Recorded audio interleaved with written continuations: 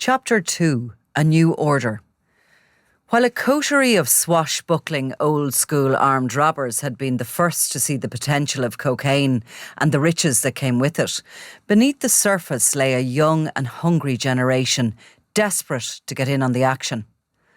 And if the 1980s and 1990s belonged to blaggers and gamblers who lived it up and courted celebrities, the new millennium marked a distinct change in the attitudes of those who wanted to make a name for themselves as a fresh breed of cocaine cowboys, whose ambition was equalled only by their propensity for violence.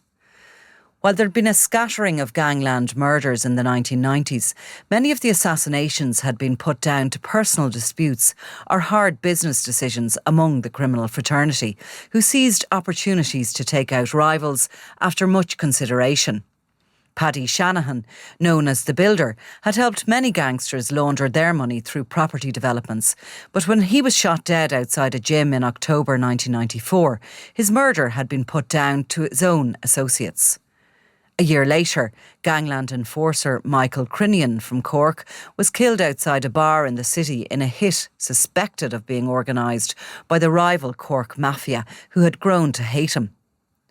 A year after that, PJ Judge, known as Psycho, was shot dead in a bar in Finglas, making way for his understudy Martin Marlo Highland to take over his drug patch. The arrival, however, of the new order of ruthless young criminals prepared to take on and take out the older crews was cemented when drug dealer Pascal Boland was shot dead outside his home in Mulhuddart in January 1999. Boland was a tough-talking dealer who had stood down the notorious Judge and thought nothing of pushing in on territory in West Dublin, which was fast becoming the turf of a teenage gang known as the Westies.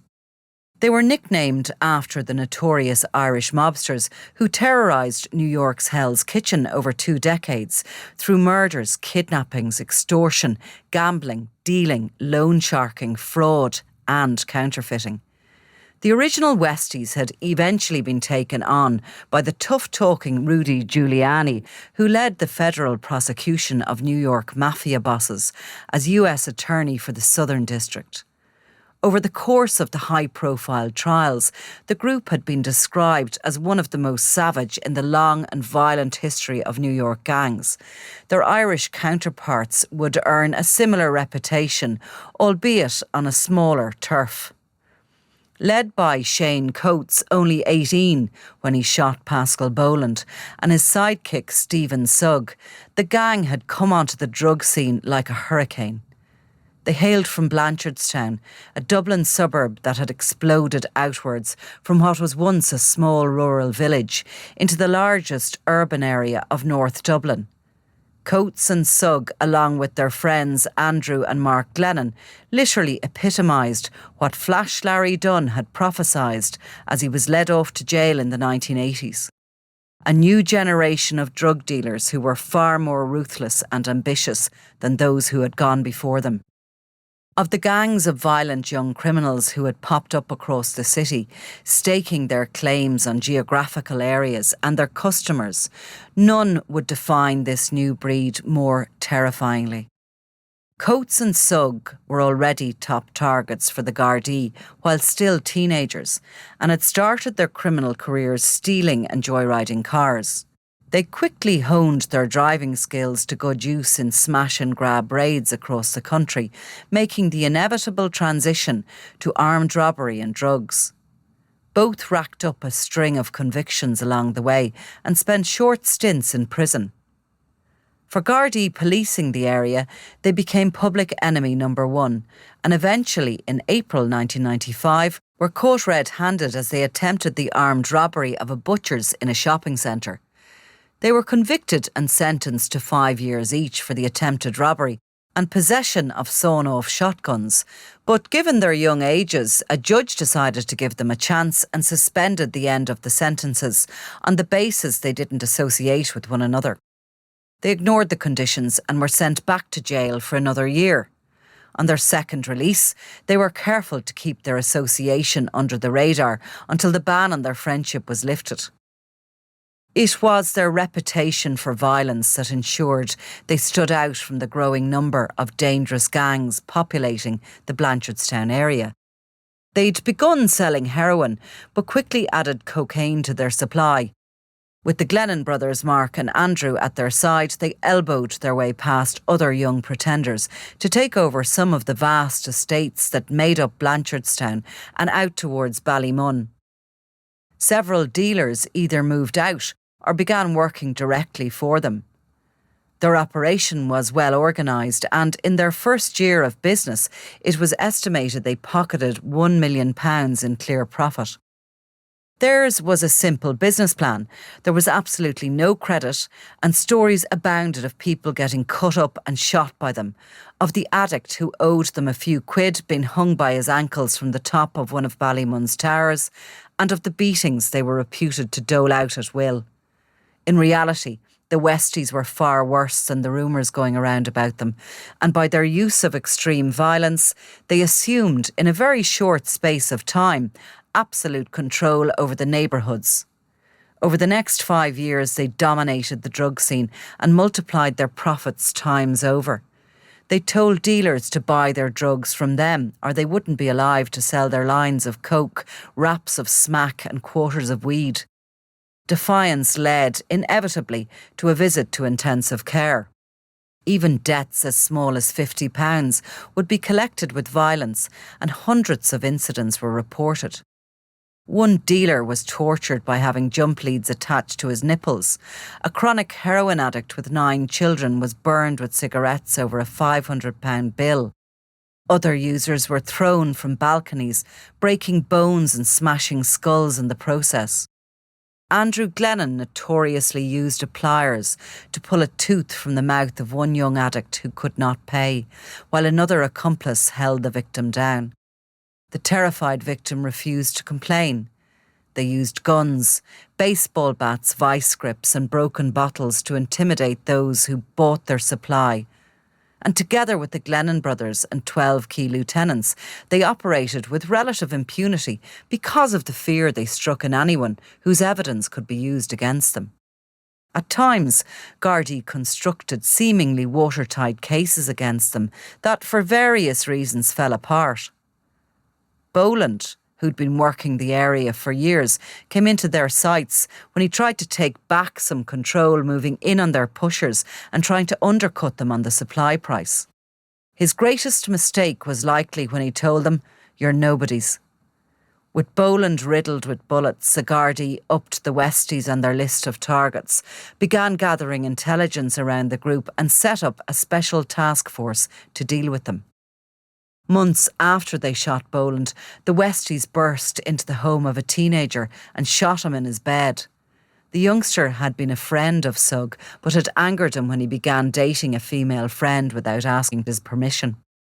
The victim's brother was beaten with an iron bar on that same occasion when he tried to intervene, and the Gardaí were called.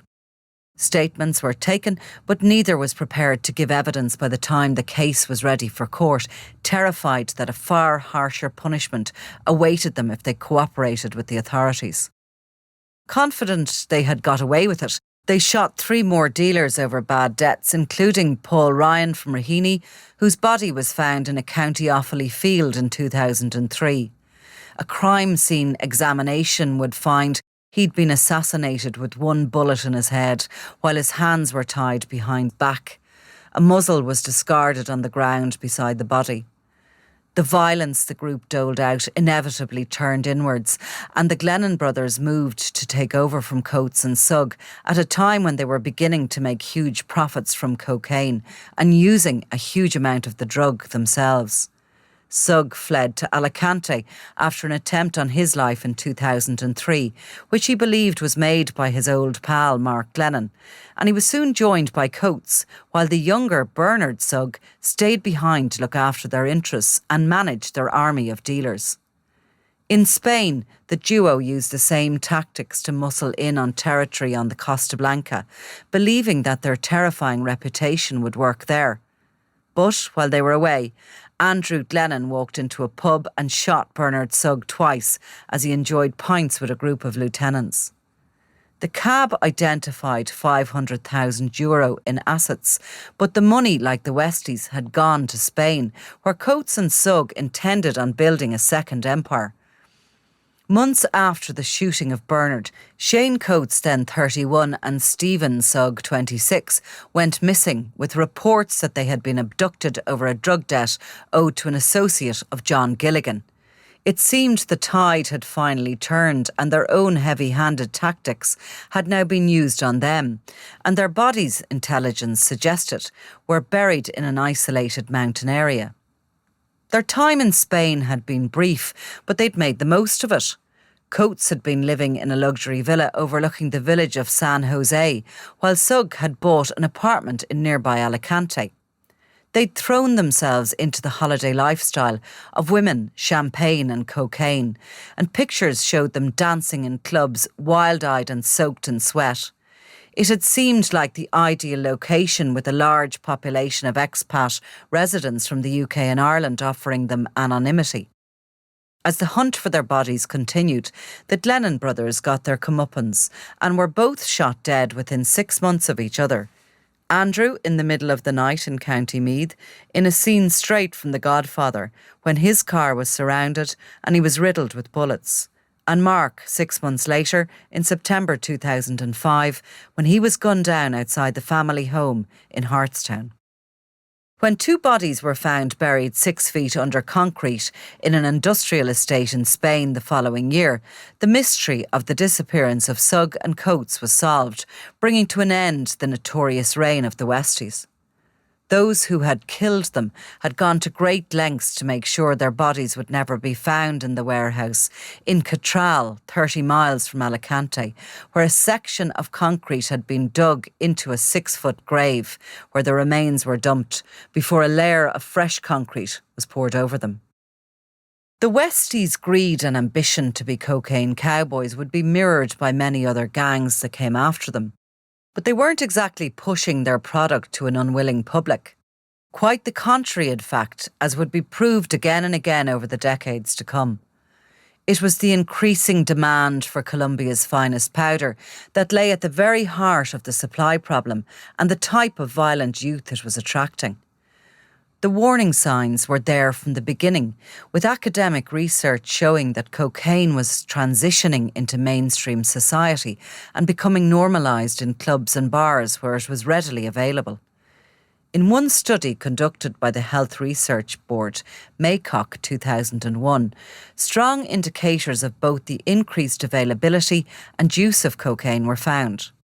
The study had used interviews with a small sample of recreational users to measure the problem, and not just statistics from Gardaí and addiction and probation services as indicators of the levels of the drug's availability. It conducted in-depth interviews with 10 social users, all of whom reported an increased visibility of cocaine on the club and pub scene, a development viewed in 2001 as new.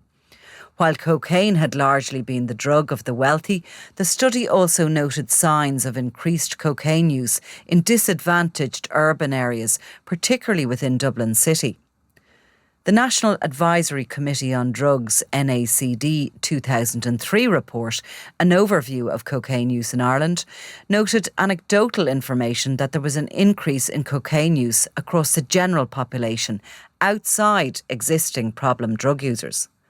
Reports of an increased level of cocaine use in the pub and club scenes was again noted and put down to greater availability of the drug, cheaper prices, and the fact that ecstasy appeared to be losing its attraction due to reports of poor and fluctuating quality.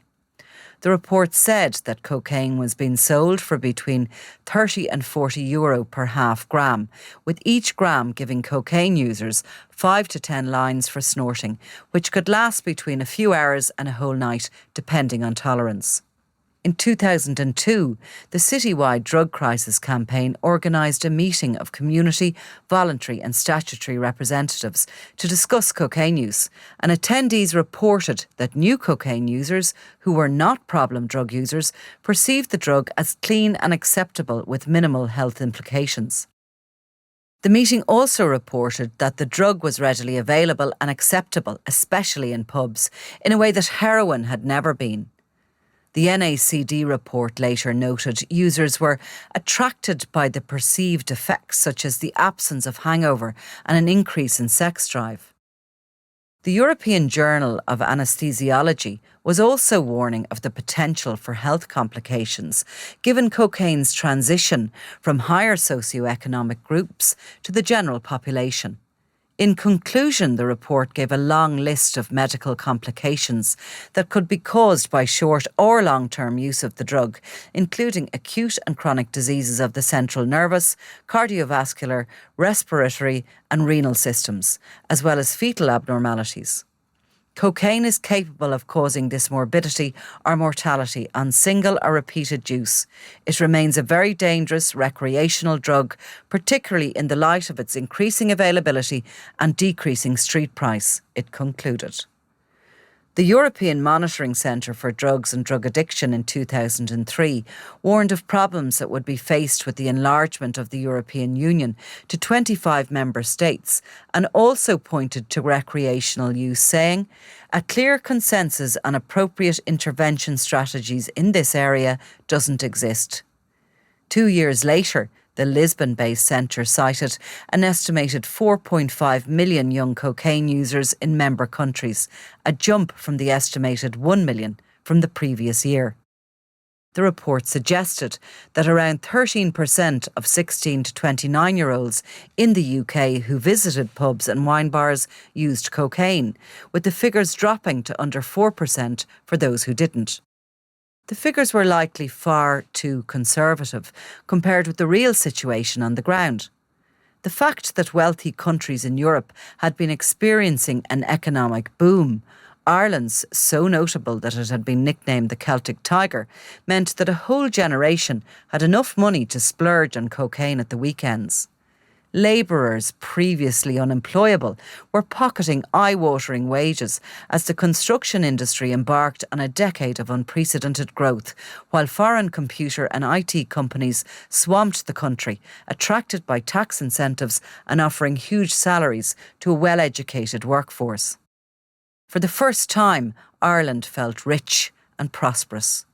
A new middle class shook off the shackles of its grim and miserable past as cocktail menus became the norm in every pub, wine bars opened their doors, coffee shops lined every main street, and clubs were packed at night. The nation embraced a never-ending party, fuelled by champagne and cocaine.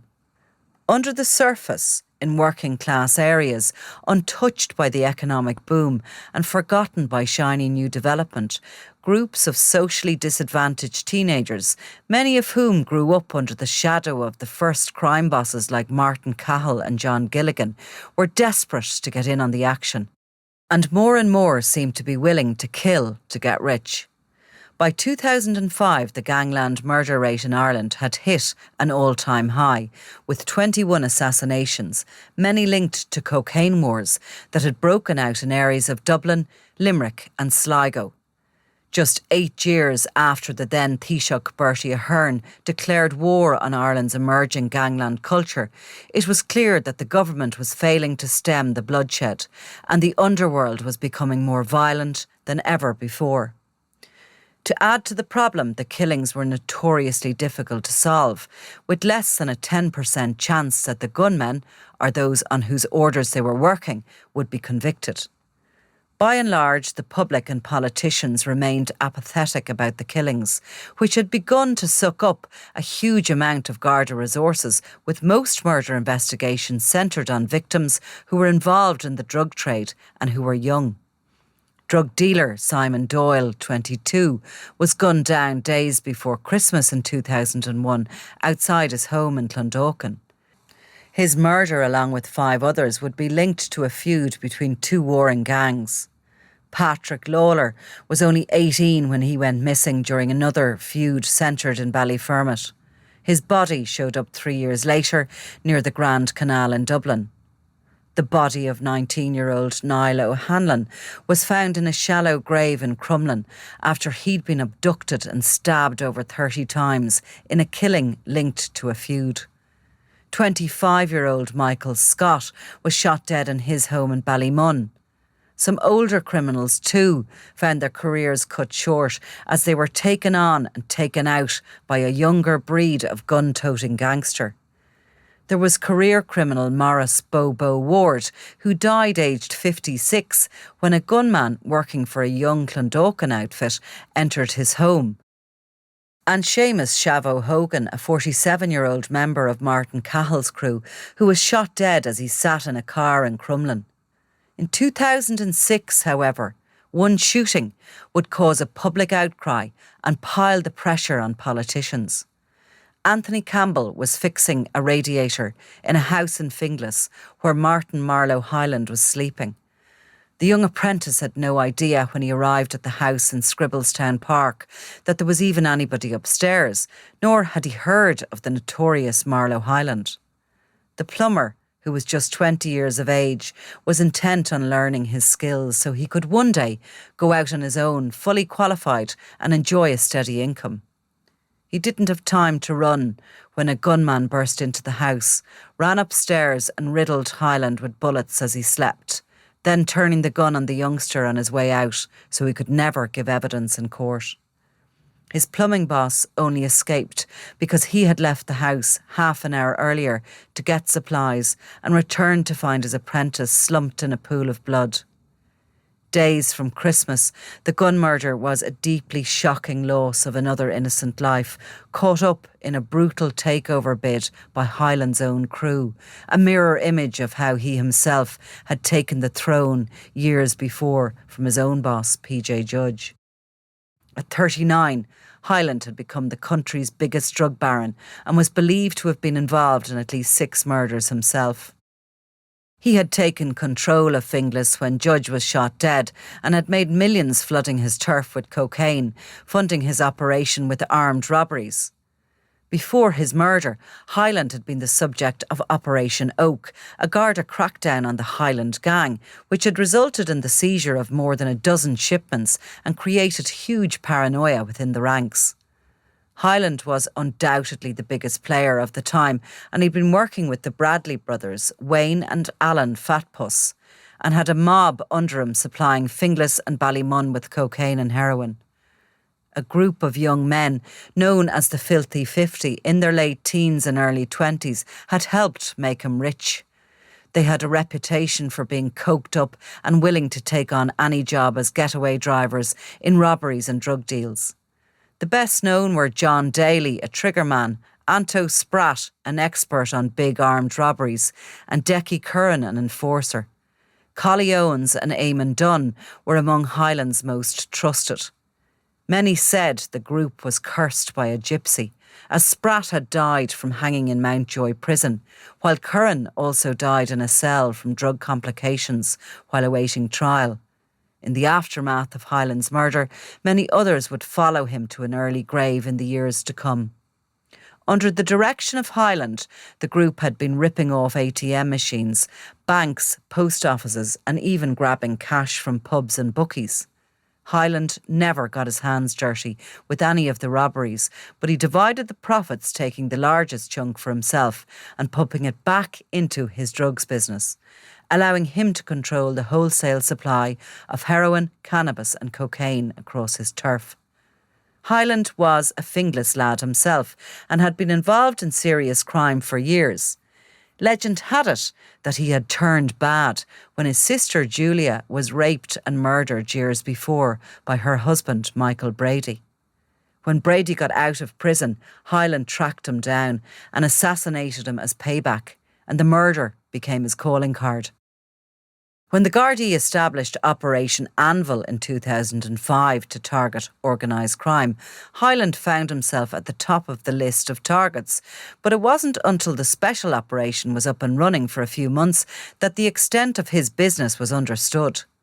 He'd become so big from the profits of cocaine in the previous few years that the separate Operation Oak had been established to focus on just him, and the state put all its resources into him and his cronies, including CAB, the surveillance units, and drugs and organised crime divisions, along with the specialist National Bureau of Criminal Investigation.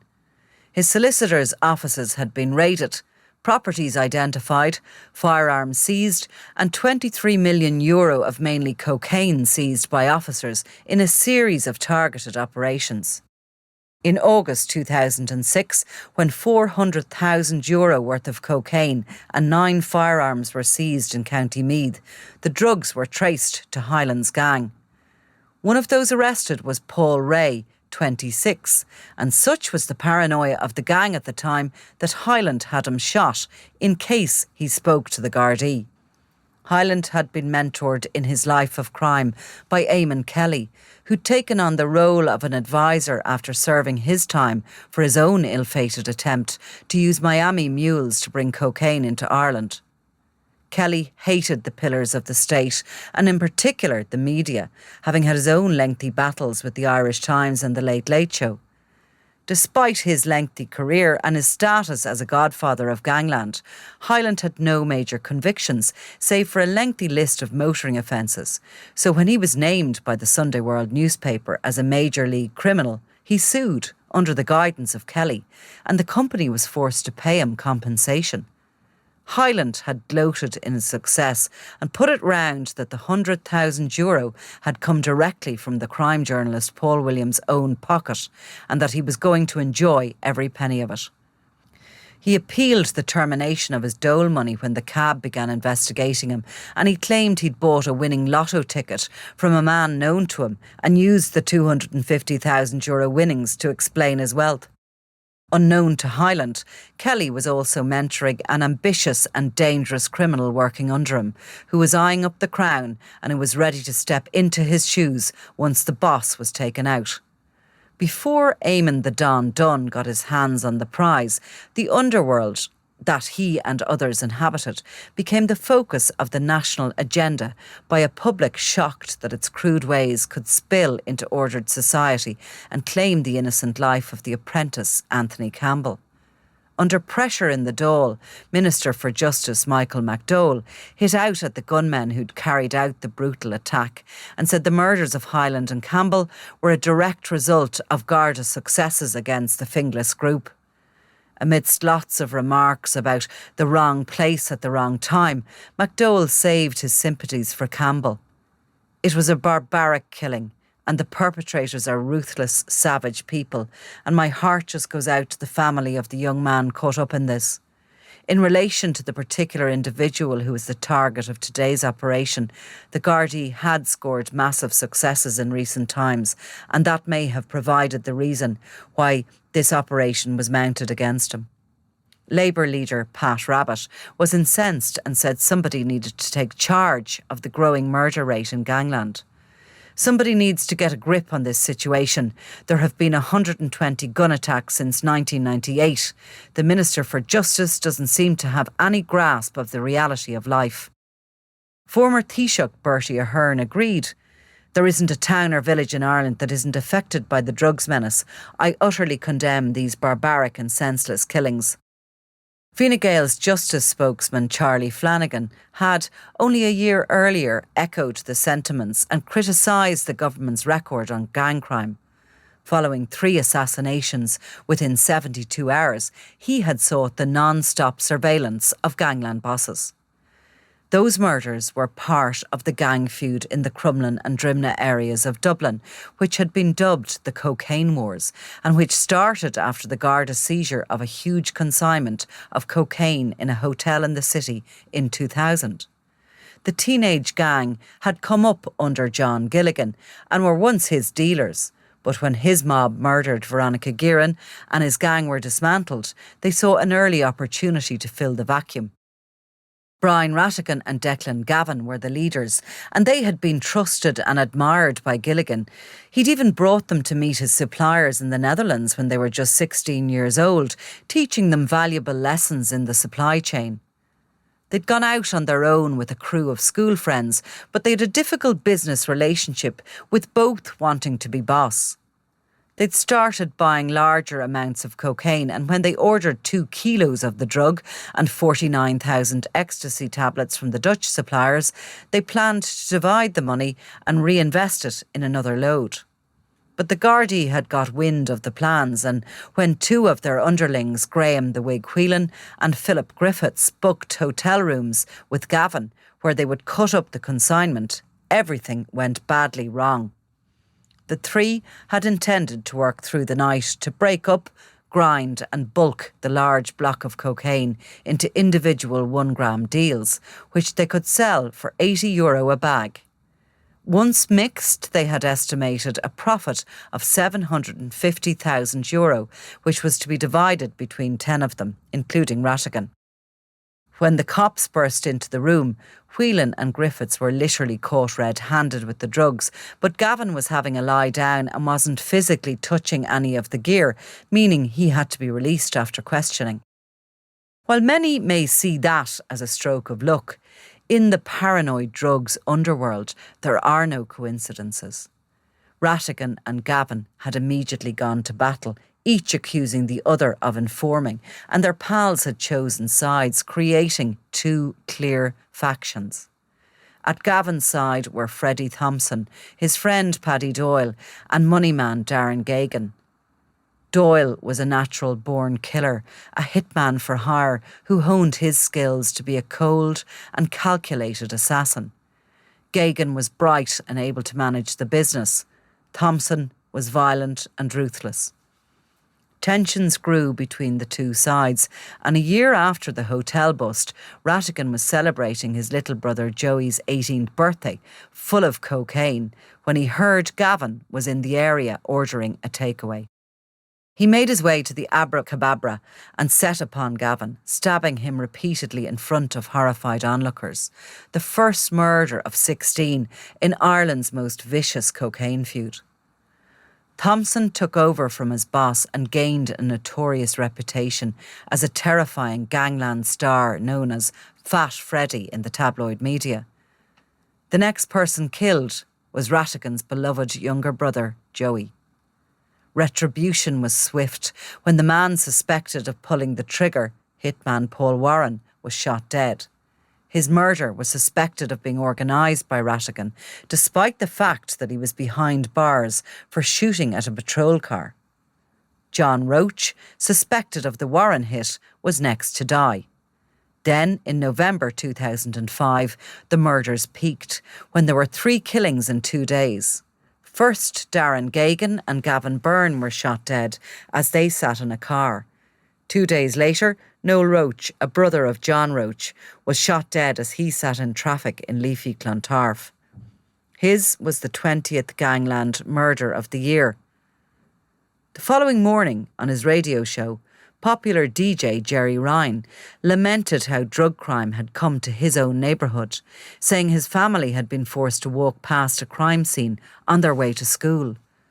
Ryan was a proud resident of Clontarf, one of the best addresses north of the River Liffey, but he was also rumoured to be a heavy cocaine user, and when he died some years later, a coroner recorded a verdict of death by misadventure with cocaine as a significant risk factor. A doctor who gave evidence at his inquest said he had a chronically damaged heart with the presence of myocarditis, which suggested previous use of cocaine. The DJ's reaction was typical of the disconnect at the time, and one which would continue as the years went by. Comfortable in their belief that it was okay to snort cocaine, a growing number of middle-class users would not see themselves as connected to the wider issue and to the gang wars that were raging around the country because they only took the drug at the weekend. The feuds seemed a world far removed from lengthy lunches in Ball's Bridge and late nights at Lily's Bordello, yet both were often fuelled by cocaine. Noel Roach's mother knew the reality of it all, and she took to the airwaves and told RTE that her son's murder had all started with an argument about a motorbike, an incident that happened well before the hotel seizure. People don't realise. It's so simple. 2 young fellas took to arguing over a stupid motorbike 5 years ago. It escalated to houses being shot. My own house was shot up twice in 2 weeks, just because Noel and John knew one of the fellas that had been arguing. It's just madness. Total madness. The mother, who had lost 2 of her sons to gun murders, said, In response to the publicity and criticism, Minister for Justice Michael McDowell announced an extra 15,000 Garda hours to combat gun crime in Dublin and to assure the public that he had control of the situation. It wasn't just in Dublin that profits from drugs had set communities and childhood friends against one another. Gangs west, south and north had turned to guns as a wave of cocaine-charged feuds erupted. In Sligo, a mob known as the Irwins had been causing chaos in their hometown and using it as a base to pump the northwest with cocaine. Initially run by the oldest brother, Hughie Irwin, he had gone to war with another gang in the town and survived a number of attempts on his life. Following the murder of his rival Hughie McGinley in April 2005, Sligo's first gangland murder, Hughie Irwin was arrested and ate his own excrement in an effort to make officers sick. He later moved to Lanzarote and continued to help run the operation from there, but the day-to-day running of the business was taken over by his younger brother, Patrick Irwin, a Lothario who took his lead from movies like Goodfellas. Patrick was dubbed the new King Scum as he lorded it over the town and behaved like a Hollywood gangster with a weakness for women and a luxury lifestyle. A young hairdresser whom he was dating managed to apply for planning permission in 2005 to build a beautiful home in scenic Drumahair in Leitrim when she was just 23 years of age. Construction on the house started a year later, but the cab weren't fooled and knew where the money was coming from. Patrick Irwin was eventually caught in October 2006 with €67,000 worth of cocaine in Roscommon after a surveillance operation was set up on him. He was about to do a drug transaction in an area called Doon when officers swooped and caught him sitting in the passenger seat of a Mercedes with €55,000 in cash and 962 grams of cocaine. He was charged with a drug offence which he denied, but in November 2007, under the tutelage of Eamon Kelly, he requested a forensic examination of the Mercedes, which had by then been returned to its owner. He then took judicial review proceedings, arguing that he couldn't get a fair trial because the car wasn't available to him. But Mr Justice Nicola Kearns, then President of the High Court, criticised Irwin's delay in seeking the review and said any supposed failure by Gardaí to retain the car could not have produced any information of the slightest use to him. The judge said that the bringing of missing evidence cases was almost a matter of routine to prevent a trial taking place, and he said he could only imagine the sense of bewilderment in the justice system in the minds of victims by such delays. Irwin eventually conceded defeat and pleaded guilty to the charges at the Dublin Circuit Criminal Court. 2 years later, the cab swooped on Irwin and members of his gang and seized his house, an ice cream van, a boat and a 4x4. Irwin had close relations with Marlo Highland and his successor, Eamon the Don Dunn, as well as strong links with the notorious McCarthy Dundon gang in Limerick. As she had a child with Irwin, hairdresser Avril Boland was top of the pecking order and had been living with him despite having no connections with criminality and coming from a very respectable family. At the same time, he also managed to lure another woman into his world from a very different background. When she stood in the dock of Court 7 in the Central Criminal Court for sentencing on gun-running charges, Deirdre Moran couldn't have fallen farther from the hopes and dreams of her parents. Just 26 years of age, she was handed a 5-year sentence by Judge Patricia Ryan after the court heard her relationship with Irwin brought her straight into the heart of organised crime. The daughter of a cancer specialist, life as she knew it changed for good on September 1st, 2009, when she was arrested transporting a Smith & Wesson .22 LR revolver on the Lucan bypass on the M4. The gun had been deactivated in England in 2006, but was later reconditioned so that it could fire live ammunition. Gardaí had set up a surveillance operation near the Liffey Valley shopping centre and pulled her car over following a tip-off. She told officers she'd only gone shopping to buy a jumper for her son, who had started school that day. But inside the car, detectives from the organised crime unit found a revolver supplied by the Don's drug gang. During her court case, it was suggested that she was involved with an organised crime gang through her association with her son's father, who was described as someone of significant interest to Gardaí. But Deirdre emphasised that she was simply a single mother living on the €180 a week she received from working in a clothes shop, plus €160 a month in lone parents' benefit.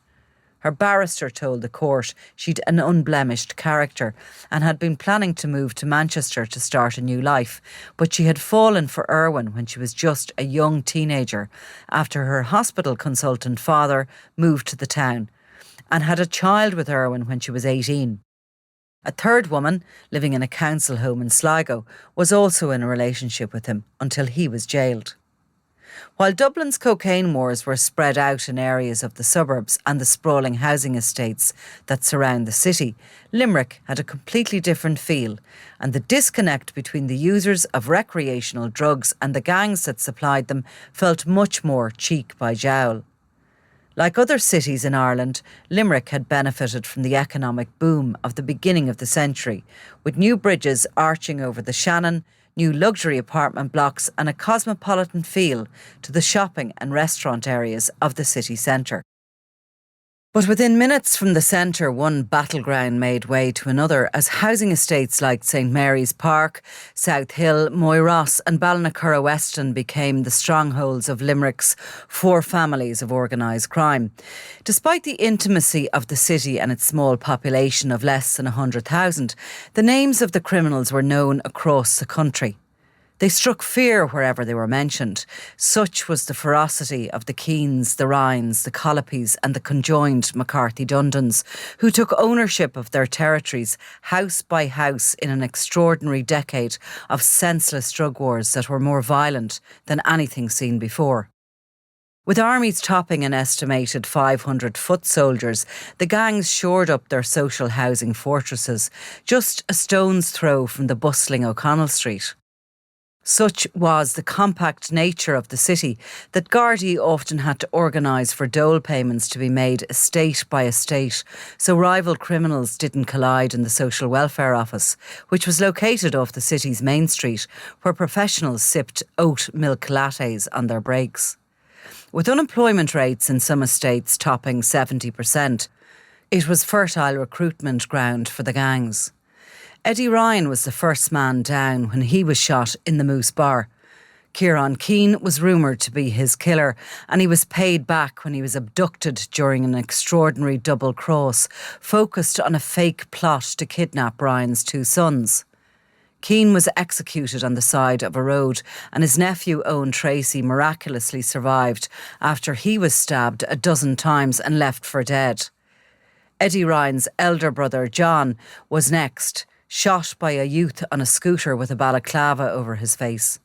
Retaliation followed with the murder of Michael Campbell McNamara, who was found in a field, eventually shot dead after being tortured, bound and gagged. His death led to the killing of teen Aidan Kelly, whose body was dumped in an isolated country lane on the city outskirts. The murders just kept coming, and like in Dublin, most were passed off as criminals living by the gun and dying by the gun in an inevitable fashion, until two children were badly injured. Mum Sheila Murray had declined to give two men a lift. It was as simple as that. Later, when she tried to start her car, it exploded in flames, trapping her two young children in the blaze. Gavin, 4 and Millie, 6, were rushed in critical condition to the hospital, and the nation reeled in shock and horror. Politicians called for at least 100 extra Gardaí to regain control of the estates. Others looked for the army to be brought in, describing the attack on the Murray children as the final straw. But nothing changed.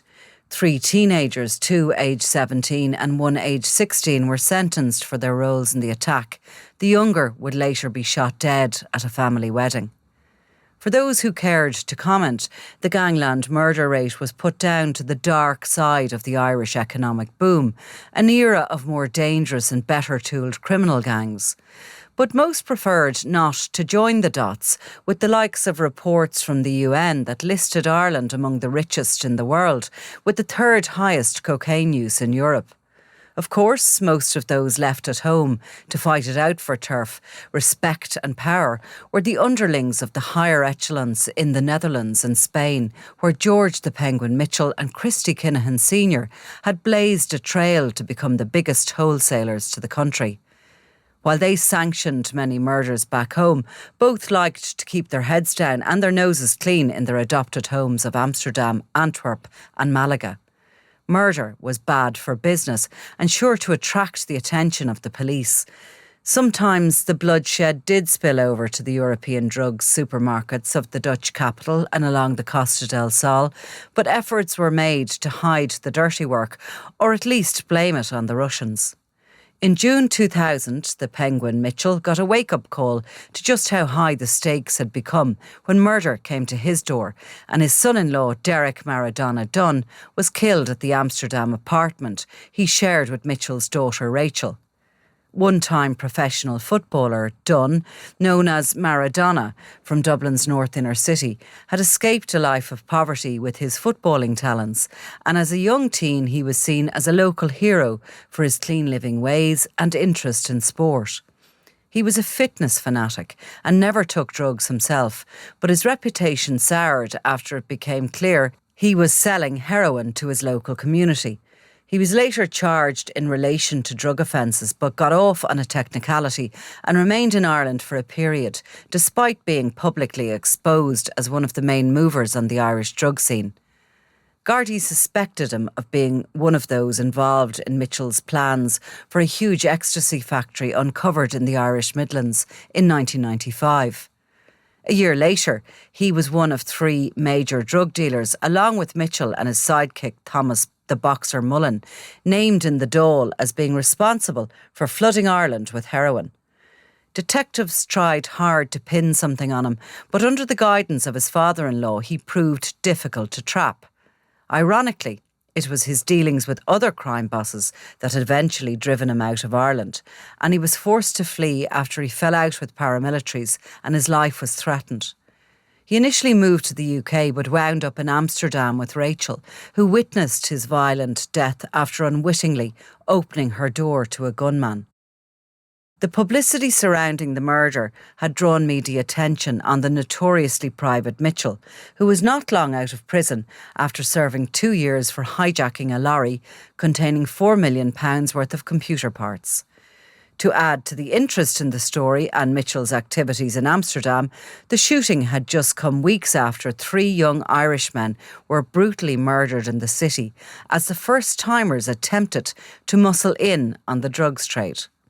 Brothers Morgan and Vincent Costello and their friend Damien Monaghan were tortured to death in their Amsterdam apartment after a bust-up with drug bosses as they tried to buy a consignment of cocaine. 4 years later, drug dealer Sean Dunn went missing from Alicante, and as was often the case of those who disappeared in Spain, his body was never found. Dunn had been running a cocaine smuggling operation and VAT fraud scam in association with paramilitary criminals and had become extremely rich and powerful. After a massive trawl through the Dunn finances following his disappearance, the cab seized 13 properties from his estate and an expensive site near Ferryhouse Racecourse in County Meath. While they also identified large tracts of development land bought by him and criminal associates in Alicante, they never would get their hands on them.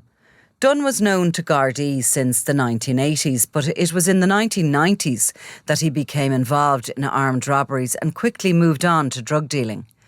After the collapse of John Gilligan's gang, he'd muscled in to fill the vacuum. He based himself on the Costa Blanca in Spain, where he organised huge drug shipments to Ireland and Britain, and where at one stage he was believed to have had more than 30 tonnes of cocaine warehoused somewhere in Alicante, which he supplied to Republican and Loyalist gangs, along with major gangsters in the UK. He was also coining it from an IRA VAT fraud involving the construction industry. He fronted a money-making scam which saw innocent subcontractors forced into using their C2 tax compliance certificates for bogus work that made millions for Dunn and his associates. But he got greedy and fell foul of the paramilitaries when they realised he was taking a bigger cut. In 2000, he was arrested and questioned in connection with the murder of Joseph Foran, a former associate of the notorious criminal P.J. Judge. Foran had been assassinated by a suspected IRA hitman in 1996 in a row over drugs turf. In the years running up to his disappearance, Garda intelligence suggested that he was one of the biggest players in the cocaine trade in Ireland and was laundering his criminal proceeds in Spain. A major covert surveillance operation had been launched and he had been identified at meetings with major drug dealers in both Ireland and the UK. By the time of his disappearance, Dunn and his wife Deirdre were sitting on a portfolio that rivalled those of the Celtic Tiger millionaires.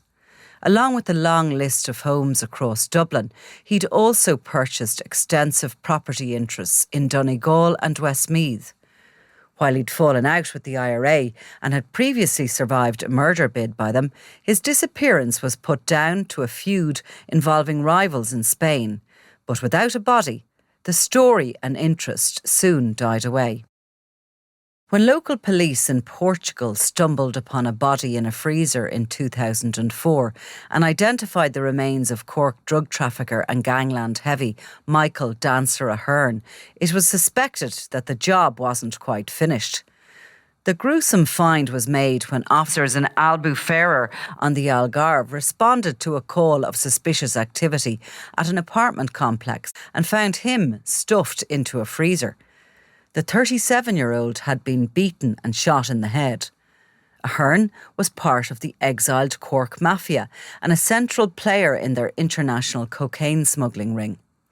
The murder brought to a dramatic end a 3-month-long joint investigation between the Portuguese police and the Garda National Drug Unit into Dancer Ahern and his role between Portugal, which was less policed than Spain, and Ireland. Soon after his body was discovered, Gardaí moved in on 15 properties and discovered a cocaine processing factory in Balbriggan in North County Dublin, seizing 25 kilos of cocaine along with 60 kilos of mix used to bulk out the drug, which gave a good indication of the profit margin and the quality of cocaine going up customers' noses. Had his killers completed the job, it is expected Ahern would have never been found, and just like Sean Dunn, remained on the missing list. John McKeown, known as the Mexican, was another dealer who vanished without trace from the Torrevieja area of Alicante in late December 2006. He had been supplying Marlo Highland's outfit with cocaine and went missing around the same time his boss was murdered. While police in Spain have continued to pursue a missing persons case, underworld legend is that McKeown is swimming with the fishes. Disappearing bodies meant no murder inquiry and no major calls for crackdowns on the criminal gangs who would operate with impunity from their foreign headquarters. It was good for business, good for politics, and in particular good for tourism, which was arguably the second most important economy on Spain's south coast, next to organised crime. In a way, leaving no trace of the dirty work was also a measure of respect that criminals had for their adopted soils, and in particular the Costa del Sol and Costa Blanca, which were finishing schools of sorts for the young and ambitious drug dealers of Europe. But just like the tide of change back in Ireland, cocaine was transforming everything, and those who still believed in the old rules of gangland, where rivals brokered a peace deal and where no trouble was brought too close to home, were dwindling in number. The new breed of rich, ruthless and impulsive drug lords, fuelled by cocaine and steroids, would ultimately force a change in more ways than one, and the decade to follow would see the carefully laid structures of the old guard ripped apart. It was during the 1960s that the Costa del Sol was first transformed into a tourist hotspot for Europe and where plane loads of early package trippers landed in three-piece suits with suitcases stuffed with sausages and pork chops to experience their first taste of the Mediterranean. The tourists carved it up to their own social etiquette, with working-class holidaymakers beating a path to the beaches of Benalmadena and Fuengirola, and the middle classes feeling more at home in Marbella and Porto Banús. But the criminals came too, and according to legend, signed up to the unwritten rules that they could live and work there as long as they didn't bring trouble. As drug dealing became the stock in trade of the old school robbers, the location of the Costa couldn't have been better, with just 10 miles of water separating it from Morocco, the world's largest producer of hashish. Boats sped under cover of darkness to coastal beaches with packed cannabis, which was picked up and driven through the country for distribution onwards. The proximity of the large port of Algeciras, the tax haven of Gibraltar, and the coming together of mobs from all over the world meant that it remained relevant when cocaine started to make waves. The Costa became home to gangs from the Netherlands, Italy, France and Belgium, and the Europeans were joined by representatives from Colombia, Venezuela, Peru and the African regions where cocaine was rooted. Serbians, Estonians, Russians and Turks gathered in what became a melting pot of the underworld. Weapons, drugs and even humans were all commodities dealt in whispered conversations, while at night gangsters partied hard with the rich and famous who came to holiday. For decades there had been an agreement to the unwritten rules, and only the most serious and urgent of business was handled in the open, so as not to scare the tourists.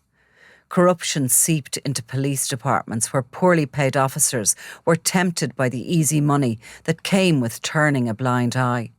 Criminals even boasted about having the judiciary in their pockets. But like all good things, the party on the Costa would come to an end. In the meantime, many just couldn't stay away. I'm Nicola Tallant and you're watching Crime World, a podcast about criminals, drugs and the underworld in Ireland and across the globe. Make sure you subscribe to our channel and turn on notifications so you can be the first to watch all our latest episodes. You can also listen wherever you get your podcasts.